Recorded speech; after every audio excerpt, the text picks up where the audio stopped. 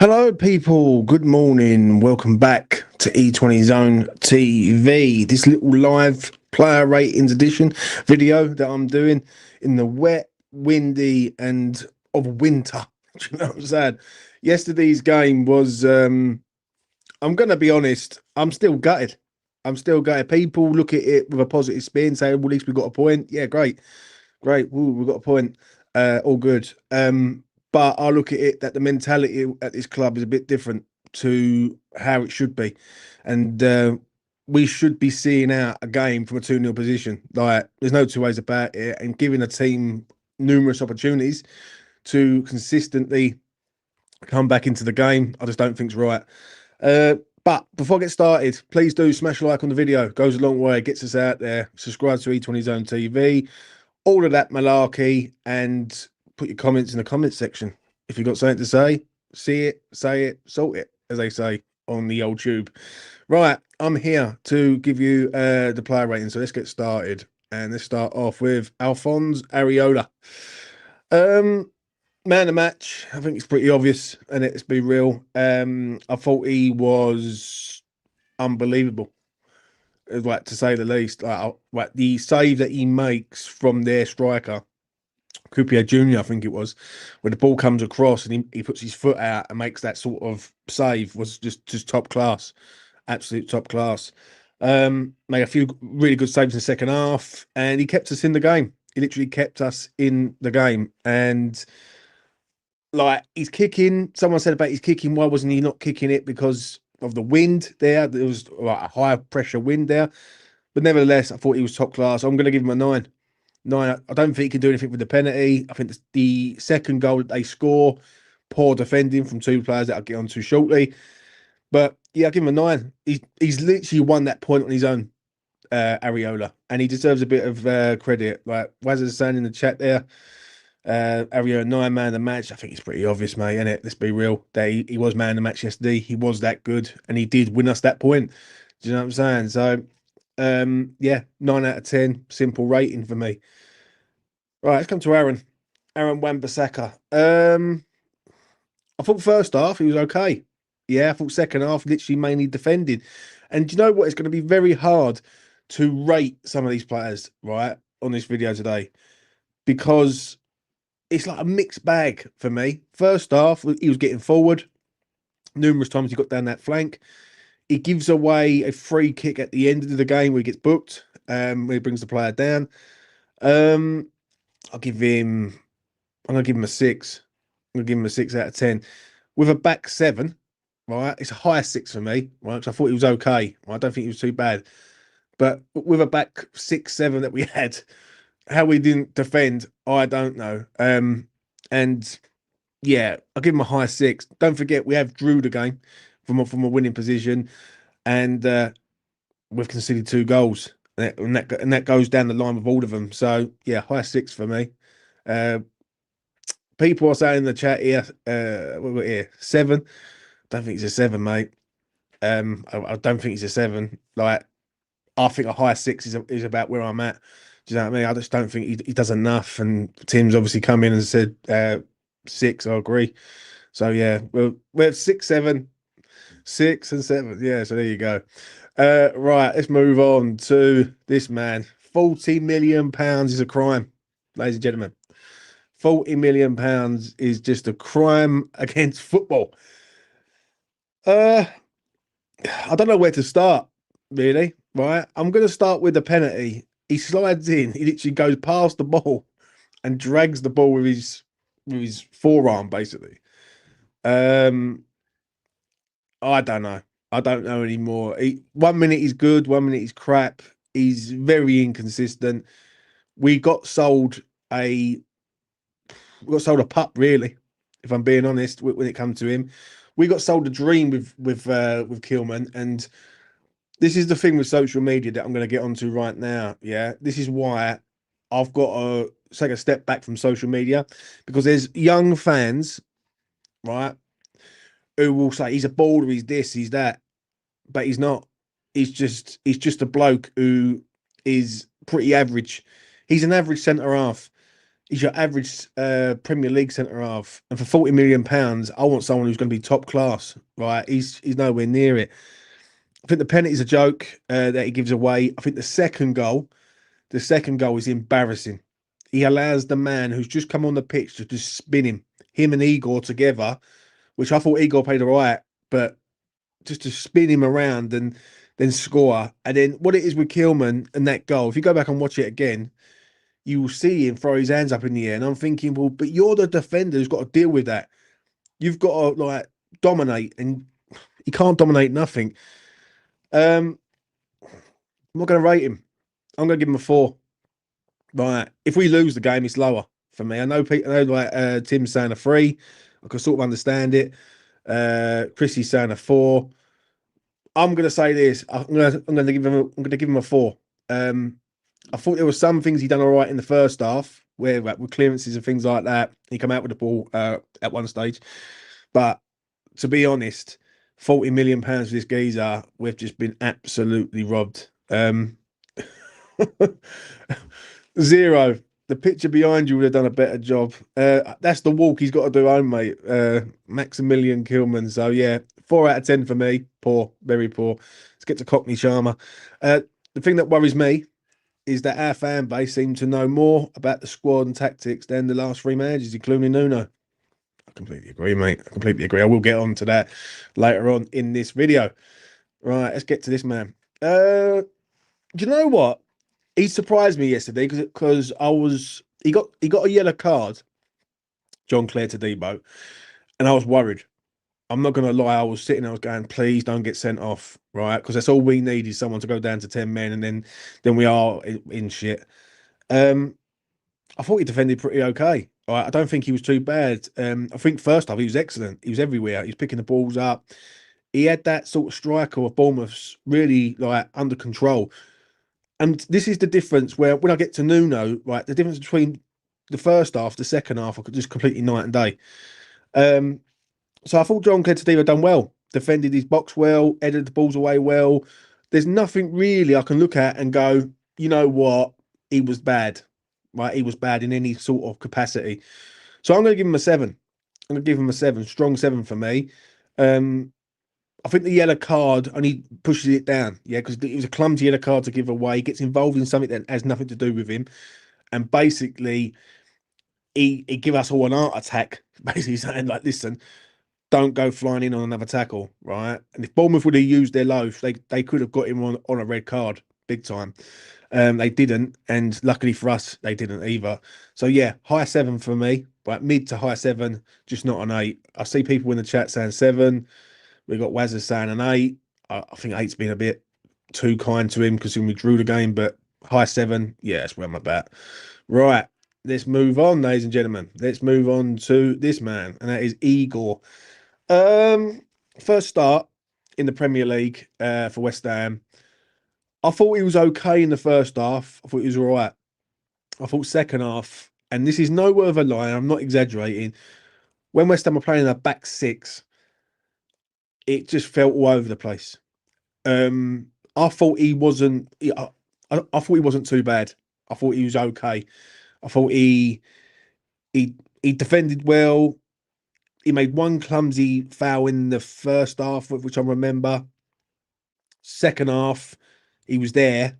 He was defending everything in the air, like everything that was coming in. He was trying to get his head on it and get it away. I'm going to give him a 6 for me. I don't think he's a 7. I don't think he's a 5. I thought it was above average performance for me. What else did he do? There was not a lot else really. The goal, right? I'm going to get to the goal, the second goal, because he's at fault and all. Yeah, both him and Kilman should make that sort of tackle from that Turkish lad and get it away. Yeah, both of them basically do nothing and allow the defender, allow the attacker, sorry, to basically score. So for me, it has to right. It's going to be a 6 out of 10 for me. Let's have a look. So what you're saying, 6. We got 6. We got 5.5, 6. I think 6 is about right. I don't think it's a 7. I don't think it's a 5. I'm going to go with a 6 for me. Right. let's move on to this man, and that is Malik Diouf. Yet again, Jackal and Hyde. First half, I thought he put in some great crosses. He put in a great cross for Wilson, and the defender just gets there in the nick of time, and clears the ball away. I thought Malik was okay, but yet again, second half mainly defended. There was no outlet from him. There was no balls to him to get him up the pitch. There was no runs from him to get him up the pitch. I'm going to give him a 6 out of 10. We didn't lose the game. It was average performance. 6 out of 10. I see everyone else in the chat saying sixes. We've got a 6. We've got another 6 there, and we've got another 6 there. So yeah, we're all on the same page really. 6 out of 10 for youth. Right, let's come to this guy, and that is Mateus Fernandez. I don't know why he got subbed off. I really don't. He's a 21-year-old lad. You sub him off, you bring Nicholas Füllkrug on. That completely makes no sense to me. Absolute none. I thought he was okay in the first half. I thought he was doing well. We needed to hold the ball and relieve pressure, and we take off a player that can hold the ball and relieve pressure. How does that make any sense? It just doesn't make no sense to me.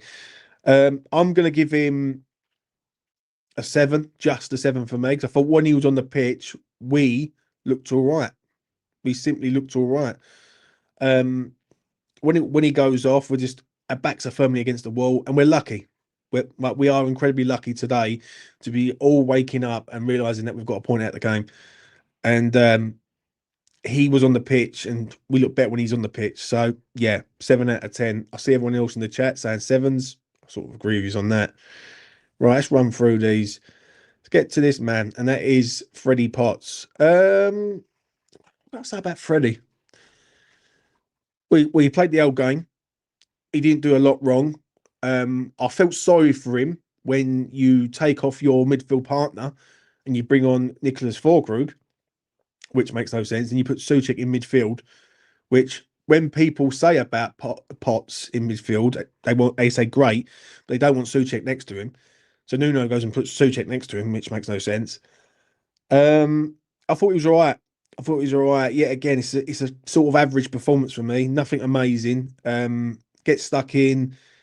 First half, I thought he was decent. Second half, he was a bit erratic. But the reason why he was erratic for me, from my own personal opinion, is because we were so all over the place defensively that he didn't know who to pick up, and he was just chasing the ball. Like he was literally hunting the ball down on his own.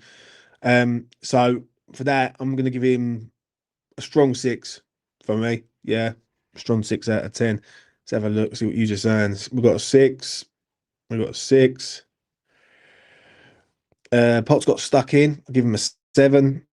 I don't think it's a 7 performance myself, but fair play. 6. Yeah, so we're roughly on the same page. 6s and 7s. But we will get on to Nuno in a minute. Right, let's come to this guy. And I got a lot of stick on social media. Now it's time for me to counter-attack, right? When they want to give me stick. This kid's not ready. It is as simple as that. You can want him to be ready, but he is not ready to play in the first team of West Ham United. And I'm sorry, you have got to accept that. I know it's hard. I know, I know it's hard for people who can't accept it, right? But I'm going to say it straight down the fucking camera lens right now. This lad is not ready for West Ham United right now. Absolutely not. I said on Twitter yesterday, when the team sheet come out, there's no excuses with Lewis Guilherme now. We need you to perform. People go, he hasn't had minutes, he hasn't had time. Stop making fucking excuses. Stop it, right? Because Freddie Potts didn't have minutes. Freddie Potts didn't have time, and he's literally learning on the job. Lewis Guilherme done absolutely nothing yesterday in that first half. It was a first half performance. He played 45 minutes. He was weak. He got bullied. He wasn't good. He simply wasn't good. He didn't run with the ball. When he did get a chance to run with the ball, he was scared to go forward. He kept checking his run. Not good enough. It's not good enough. Now, I'm not going to fully blame him. I'm not, right? Because has he been managed well? No. But he's not ready. And people crying out, "Oh, we need Lewis Guilherme in midfield and all that." I think you need to understand we're in a relegation battle here at the minute, right? And then we need players who we can trust. I don't trust Lewis Guilherme right now. I just don't. So for that, I'm going to be a bit harsh on this one, but he's going to get a 4 for me, right? He literally done nothing in that first half, nothing of any note. I can't think of anything he done in that first half to warrant giving him a 5. Yeah, and I see like Tim in the chat saying there he had a mirror, not strong enough on the ball, 3. I'm going to go in between the pair, right? I'm going to give him a 4, and that's me trying to be kind. I think people need to wake up and realise that this kid needs a loan. This kid needs to go out and learn his trade in European football. But for some reason, we've got this fan base at the minute who glamorises individuals and forgets about the team. And it is that simple. And I understand what Sid's saying in the chat there. What I don't get, James, is he does not turn out for the under-21s. I think there's something in his contract. If you want me to be honest, I think there's something in his contract that says that he can't be going into the under-21s. When you sign this man, you're signing him for the first team and not the under-21s. There must be something in it. Make it short and sweet. I'll give him a 4. Right, let's come to this guy, Mr. Callum Wilson. Excellent first goal. Right, good shot, poor keeping. Can't really worry about that goal because the goalkeeper made a mistake. The second goal was a top class finish. That is exactly what we needed in a centre forward. Someone who is naturally a centre forward, someone who can have one touch, bang, goal. And yesterday, he done it twice. Chest, shot, goal, chest, shot, goal. And that's what we need. I am going to say it, and I've been having sort of mini debates on social media. I do not know why this man was subbed off on the 52nd minute, and there is no convincing me any other way, right? There is no reason why you take off a centre forward who scored 2 goals, second one being a really good goal, to then go and bring on a midfielder and try and see the game out. For the time he was on the pitch, right, and the goals that he scored, he's getting a 9 for me. He's getting a 9 because he was the one who got us in the lead. He give us that little cushion. The moment we take him off, it all falls apart. It like the structure of West Ham all falls apart, and it makes no sense why he was subbed off. But when I get to Nuno, I'm gonna be honest. I'm gonna go in on him a little bit here because I think it's an absolute joke. 9 out of 10. Great first goal, keep a mistake. Second goal's a top class finish. If that's any other striker in the Premier League, everyone's raving about it. So fair play, 9 out of 10. Let's come to this guy, and that is our captain, Jared Bowen. I thought he worked hard defensively yesterday, but going forward, nothing.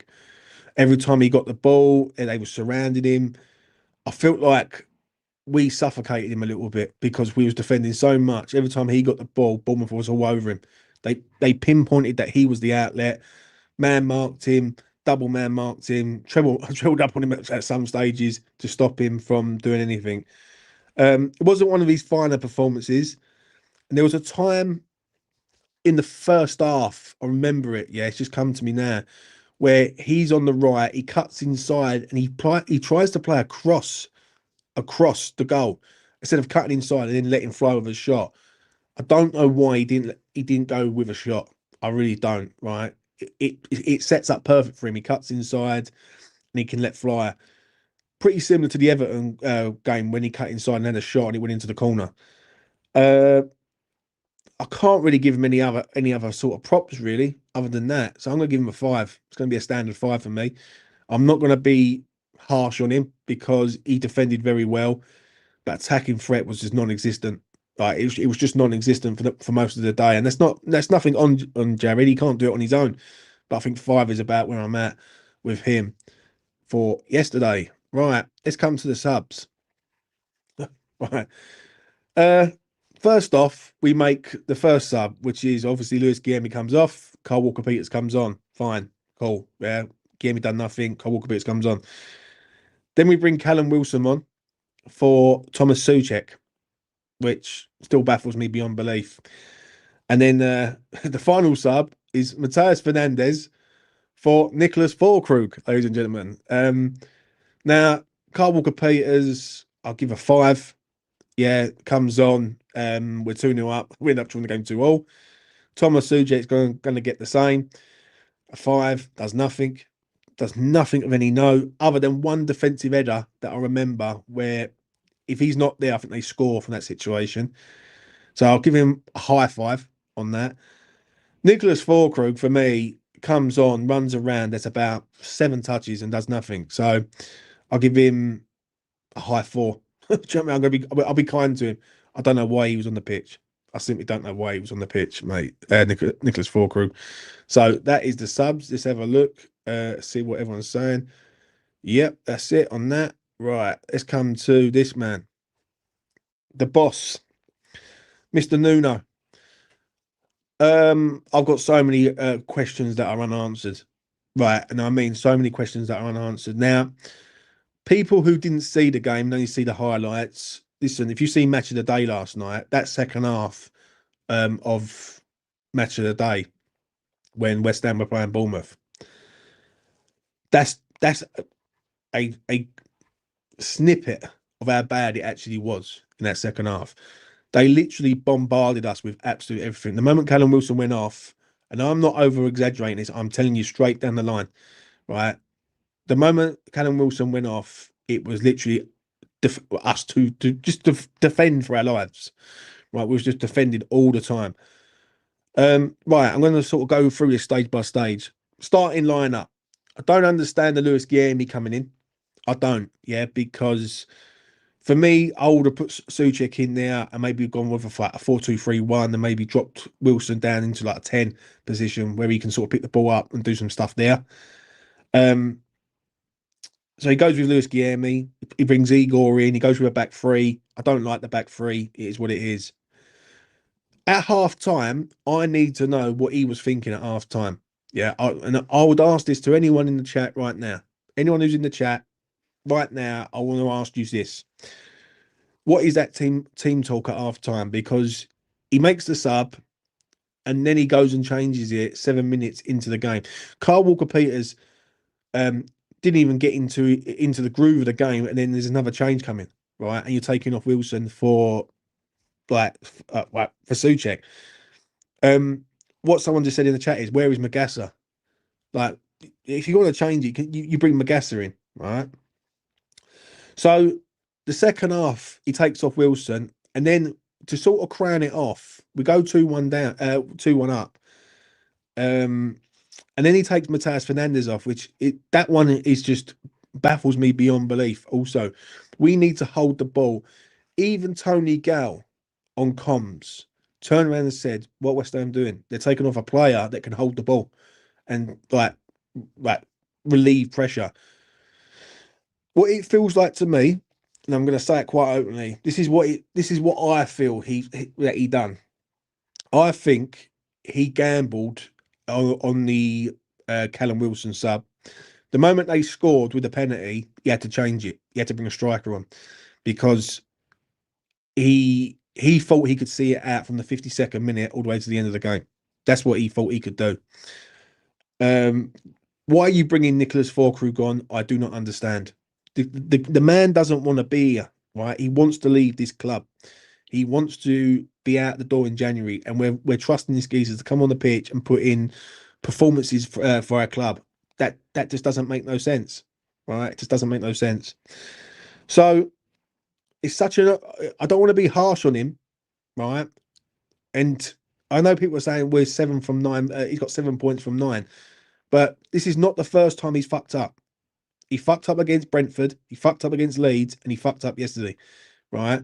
And the problem is, people will look at it that we got a point, but you don't realise how bad that second half was. It's one of the worst second half performances I've probably witnessed as a West Ham fan, and that is no joke. Areola had 10 shots on his goal, right? And we was defending. We was camped in our own half for 40 minutes of that game in the second half. That is bad, like really, really bad. So for that, I'm going to give him a 3. I'm giving Nuno a 3. I feel like he literally threw it away himself, right?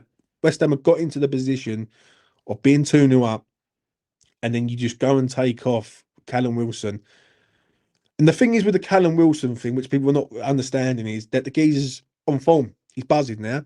He's looking for that hat trick, right? Now, if we get a corner, he could nick a goal, he could do anything. To go and take him off and then start basically retreating and retreating and retreating and allowing a team that is very good at pressing the ball to just keep camping us in their own half, that's shocking. That is like it's just a criminal offence. You can take the positives out of the performance by saying, "Yep, we got a point." Right? It should have been free. It should have been free. And my fear is this ain't going to be the first time that he does that again. Right? There's going to be another time in the future when Nuno's going to sit there and go, right, let's shut up shop. It also felt like to me, West Ham had took the lead so early, Nuno was pretty much between a rock and an hard place, really, of how to deal with the situation. Do I attack? Like, do I go for the third, or do I defend this out? And he thought, no, I'm going to defend this out. And I honestly don't. I don't understand why he done it. I really don't. Um, just to round up on this, yeah. When I look at the first half performance and I look at the second half performance, like I said at the start of the video, it is clearly night and day. It's so clear night and day. Bournemouth were coming forward, but West Ham had them under control, and Areola made one half decent save in that first half. West Ham were done okay in the first half. Wasn't great by any means, right? And I'm not going to sugarcoat it, but they done okay. The moment the second half kicked off, it was by far one of the worst I've ever seen. Right, as in us just defending. And listen, people used to say this. This was like this with Moyes. I don't think I don't think Moyes would have took off a striker who's on 2 goals on the 52nd minute, and then just started shutting up shop, like with everything. Like not that early, right? I don't remember that, and I've got a pretty good memory. So for that, I'm going to give him a 3 out of 10 for me. Well, I'm going to run through your comments because I know people have been saying it. Let's get to Red. My only argument is Wilson can't last 90 minutes and we need to wrap him up in cotton wool to keep him fit until January. The problem is, mate, if we're going to sub off players after the 52nd minute, then like anyone can pick up an injury. Anyone can pick up an injury. I had this argument earlier. Someone said, "Oh, what happens if he picks up an injury?" He can pick up an injury in the first 10 minutes of a game. Like, it doesn't matter, right? You got a player on there who's looking for goals, right? We're missing 2 key players. I just don't think you sub him off that early. I really don't. I really don't. Uh, what else have we got?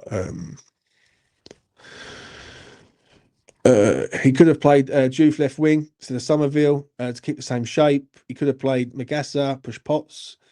He had options to keep the same system and the players that we're used to. Completely agree.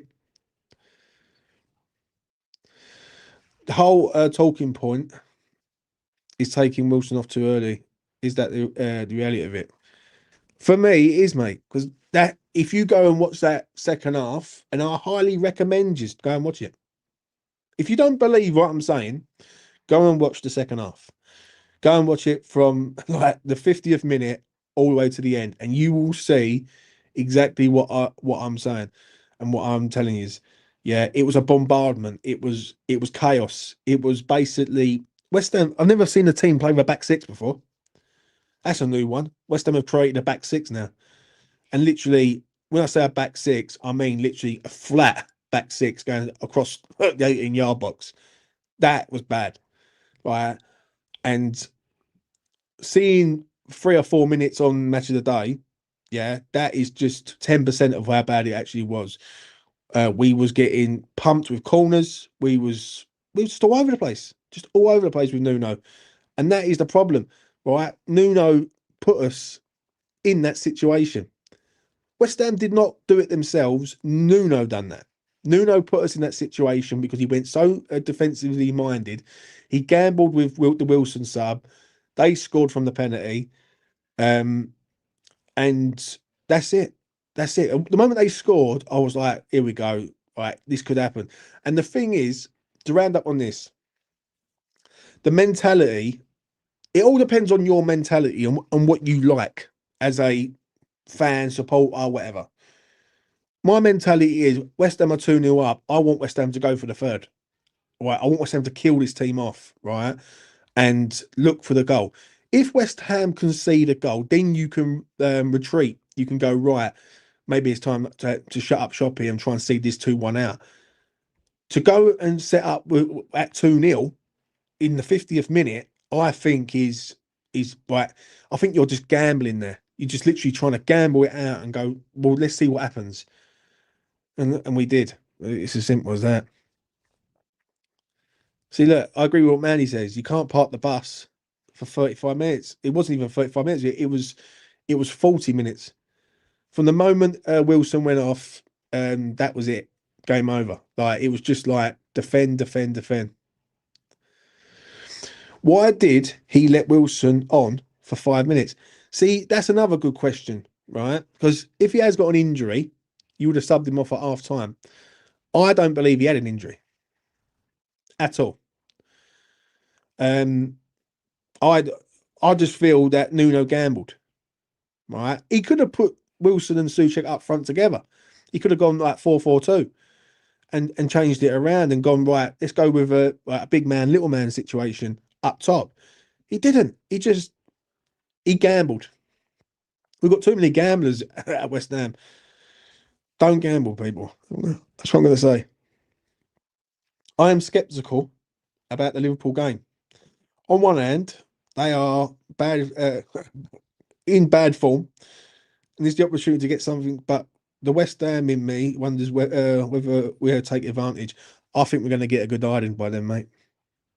I think eventually they're going to snap out of this crap that that Liverpool are in. No, I think they're going to give someone a good hiding. I just hope it ain't us. He was on a £200,000 bonus for an hat trick. Now, I'm going to say this. I said it last night. Like, I round up on this. Now, I don't. This is not a rumor. This is what someone said. Right. This is what someone has basically put to me in the chat. They turned around and they said to me, "There's only two ways that you sub off Callum Wilson yesterday. The first way is that he's got an injury. The second way is someone's told him to sub him off. That is like." Because if that's Bowen in that situation, and I'm going to put this to use, right, all use right now before I wrap this video up. If that's Bowen in this situation, Bowen scored 2 goals, he's flying. It comes to the 52nd minute and he wants to sub Bowen off. Everyone's going berserk. There's not one West Ham fan that I know to man who would not be looking at that and going, well, why are you subbing him off? He's on 2 goals. He's looking for his hat trick. And I think people use the injury, right? Oh, you got to look after him. You got to look after him. Damien says it was tactical, James. Well, it fucking wasn't because it was shit. Do you know what I mean? You just don't do it. You just don't sub off a geezer who's in form. Just like he scored 2 goals. Like, how's he supposed to? How's he supposed to get an hat trick if he's on the fucking bench? Let's get to Liam because I know Liam's had a few comments. Wilson is almost 34, misses tons of matches in the last few years. He will never play for 90 minutes. Now, listen, I'm not expecting him to play 90 minutes, mate. I'm not, but he can play 70. He can play 70 minutes. He's had 2 weeks off, remember? Right? It's not like this geezer played on Thursday night, right? He's had 2 weeks off. He can play at least 65, 70 minutes. And we can see what happens. And if he scores in that time, or he makes a goal in that time, West Ham win the game. If West Ham go 3-0 up, this game over. The game's done. Finished. And there's no way back for Bournemouth, right? And they are emptying out. The issue is that we just allowed them to come onto us, completely allowed. I feel like we gave it to them rather than them right earning it. They didn't earn it. Like, we just sort of self-destructed on our own to a point. So, see, I agree with that comment. Great comment. It boils down to this. Nuno cost us that victory. I completely agree. I couldn't agree with you anymore. If that's Potter, people are going mad. If that's Lopetegui, people are going mad. If that's Moyes, people are going mad. Yeah. If it's Nuno, it's tactical. Well, you know, I think it was tactical, just a poor one. Nuno has gone a few steps back after that second half. See, I completely agree. But it ain't the first time. Um, it ain't the first time he's done that though. This is the problem that I've got with him a little bit. Is there's a few games so far this season where he's done this. He's done things that have baffled us. Right. This all go back to the Brentford and Leeds game when Andy Irving's in the middle of the park. Right. He tries it one on the Monday, and then on the Friday he goes, "Let's try it again." You know, like, and listen, I want Nuno to do well. This is not a dig at Nuno, but you've got to call him out when he fucks up. You have to, because what's right is right and what's wrong is wrong, and there is no line. There's no middle. Yeah, he got it wrong yesterday. He's got to own it. And on his interview, he didn't own it. He just sort of bypassed it a little bit. And I thought, well, come on, you're the one who's making the decisions here. No one else. It's as simple as that. Nuno also won the last two. He will make mistakes. Yeah, but listen, right? I know Liam's sort of defending it, right? But I can't hear this about the last two. Last two are gone, right? They're done, right? Well, we're on to the next game now, right? And we've got to make sure. Like, one thing I'm going to say is, yeah, 7 points from nine's great, but them two extra points would have been very, very handy for us considering the games we've got coming up. We've got Liverpool, Manchester United, Brighton, Aston Villa, Manchester City, Christmas Day. That's what we've got. So 2 points extra in the bag, right, goes a long way for confidence. What that proves to me is that teams are going to look at us and think, well, West Ham can't defend the lead. All right, if West Ham score early, it doesn't matter because we can guarantee get something out this game. That's what it feels like to me. You do need to blow the boat. David Sullivan and Brady, because they bought that shit this year. This is the right now. That's not good enough as a club owners. Yeah, mate. Yeah. Do you know what? I do love these comments. I do, yeah, because I love these people that keep saying, "Well, we're undefeated, right? We could have been three in a row winners instead of three undefeated." Let's not let's not kid ourselves, mate. Um, the thing is, people will look at it, and how can I put this politely? I look at it from a attitude that I want to win the game. People look at it that they've got a point from the game, and that's it. That's it, really. Um, 2-0 up and then giving it away is a crime, in my opinion. The only bad sub was taking Fernandez and maybe not giving Wilson 5 more minutes. We are sitting right behind the dugout. It looked like Wilson wasn't walking great when he went down the tunnel. Well, I disagree on that because Nuno come out and said that he wasn't injured. He subbed him off for tactical reasons. He said he couldn't hold the ball up. Now, if he can't hold the ball up, um, why don't you just bring Sutra on and go with a two-man strike force, like, and try and do it that way? I think we've got to stop keep making excuses for mistakes in this fan base because it seems like that's all we ever do is make excuses for mistakes. The Fernandez one I agree with 100%. Uh, I can't see Nuno stop tinkering anymore soon. He's a bit of a tinker. We could have beat Brentford and Leeds too. Could have done. We could have done, mate. Right, let's get to your final comments to see what else you got to say here, people. Let's have a look. Do you think the players look more committed though? Yeah, I'd say so. I would say so. I'd say they looked a hell of a lot more committed to what they were trying to do. The issue is that mistakes are going to happen when you're consistently defending. Like, and then surely I'm not the only one. Now I haven't seen any other YouTubers or anything saying any like I don't know what they're saying in regards to the game, but my opinion is I watched that second half. and it was hard to watch. It was just us against them, defending mainly, and no attacking outlet whatsoever. So that's got to be looked at. Uh, couldn't hold the ball up, so you bring Falcon who can't even run. See, that's a great comment. See, that's a fair comment. Like, why, if you're going to change it, then you bring Falcon on for Wilson. You don't bring Suchek on for Wilson, but it is what it is. It is what it is. Right, I'm going to round this up here. That has been the player ratings for Bournemouth 2, West Ham United 2. 2-0 up, and we fucked it up, basically. Simple as that. I hope we learn from this, and I hope Nuno learns from this, that sometimes in life you just got to take risks. Yeah, because we're in a situation where we need points. I think the next 5 games, prepare yourselves, because I think it's going to be a hard few weeks, right? People think that we're just going to come against Liverpool and turn them over. I'll be shocked if West Ham turn them over. I'm actually concerned about that game because I know Liverpool seem to just bang in goals for fun when they come to the LS, right? Then you got Man United, Brighton away, tough, and then we've got Villa and then Manchester City, and then we've got Christmas. So we've got a busy few weeks, and obviously it's going to be interesting to see how we cope in regard to that. I do feel yesterday was a wasted opportunity, though. I feel like we've done all the hard work and then just give it away right at the death, right, just right at the end, which is sad. But hopefully, and there is a positive on this, we can learn from this situation, right? Like, it's all about learning for me, and as long as he learns from it, then great. So, and that's what it's all about. Let's get back to Liam, because I think Liam's on one at the minute. Before Newcastle, what do people reckon we would get?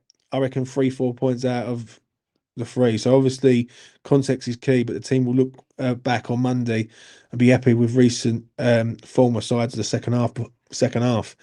Yeah, but the second half wasn't good enough, mate. There is no excuses for that second half performance. Anyone who defends that second half performance, I'm going to be honest, they need to take up a different sport, because that wasn't sport yesterday. That was like 2 boxers in a ring, one of them just allowing the other one just to punch him in the face, right, with no defense. Right, that's exactly what it was. And for me, that second half performance was unacceptable as a West Ham fan. Right, I've seen low blocks before, but having 6 at the back across the 18-yard box is a new one for me. I've never seen 6 at the back on the 60th minute. Right, that's crazy. So, it is what it is, but we will move on from it. Anyway, excuse me, that is enough from me. That is me done now. I will be back probably tomorrow to do a have your say live. Anyone who wants to come on and have their say about the events over the weekend, come on and have your say. Enjoy your weekend or the rest of it, and I will see you again in the next one. Bye-bye.